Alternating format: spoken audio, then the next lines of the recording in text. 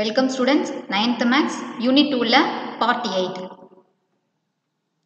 Exercise 2.6 la first sum.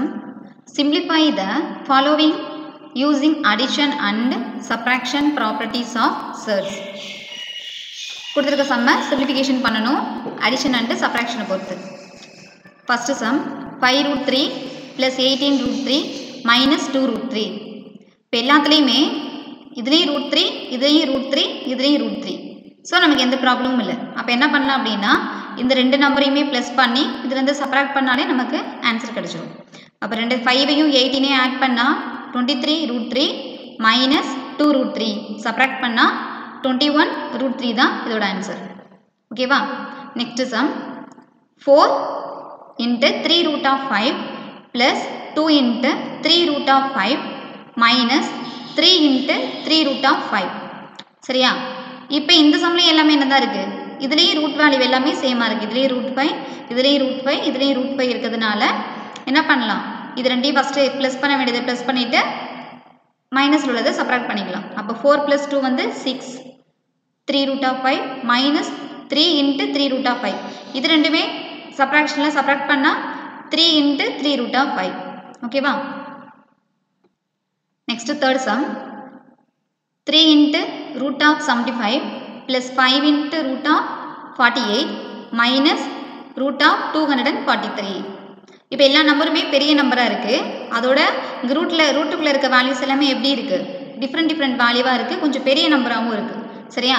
இப்போ first நம்ம என்ன பண்ணனும்னா இந்த ரூட்ல இருக்க நம்பர் எல்லாம் முதல்ல இது ஸ்கொயர் ரூட்ல தான கொடுத்திருக்காங்க எல்லாமே. எல்லாத்தையும் ரூட்ல இருந்து வெளியில எடுக்கணும். சரியா?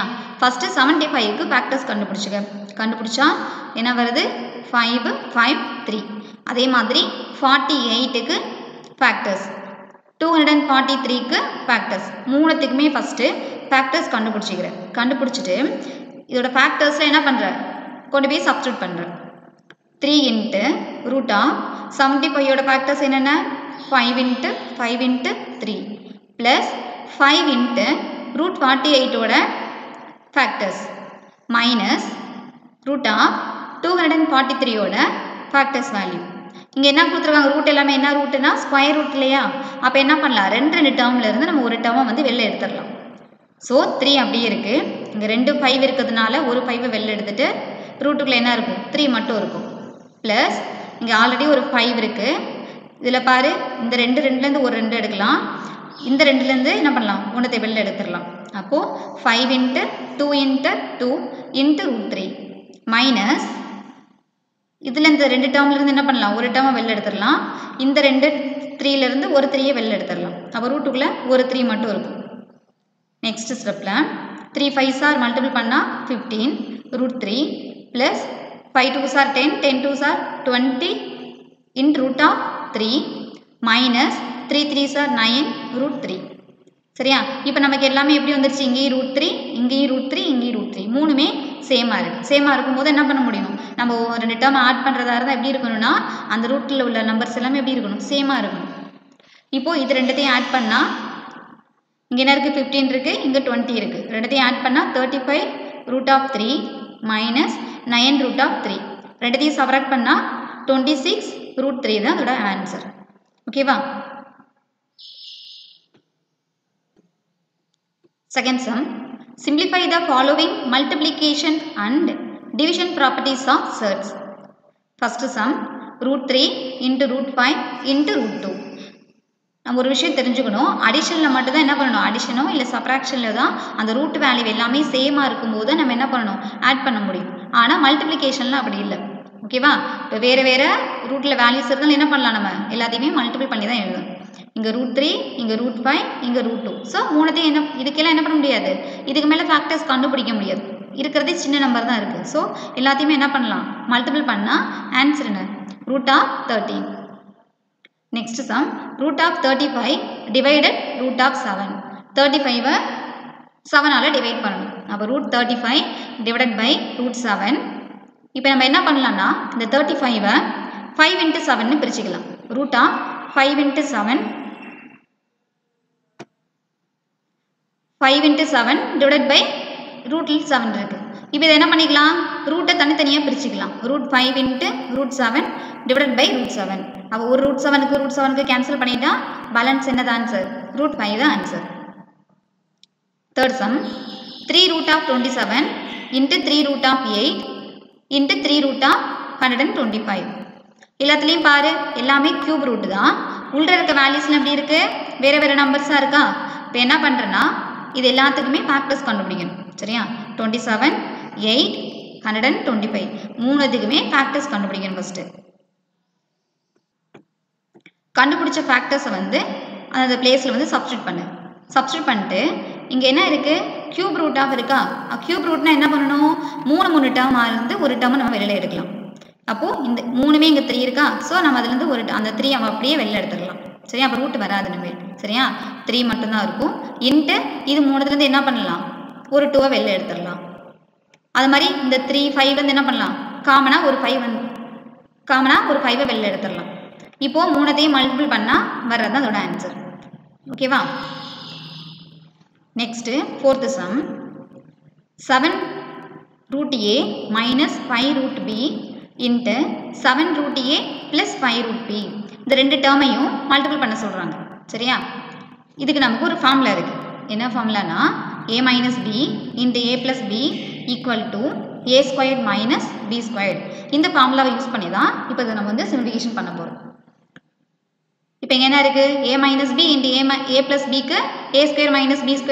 a இருக்க வேண்டிய இடத்துல என்ன இருக்குது, 7√a என்ன பண்ணோம், whole squared minus 5√b whole squared. ஓகேவா. இப்போ தனித்தனியாக ஒவ்வொரு டேர்முக்கும் ஸ்கொயர் வந்துருச்சா. இப்போது 7க்கு இந்த ஸ்கொயர் வந்து 7க்கும் காமன் தான், √a-க்கும் காமன் தான்.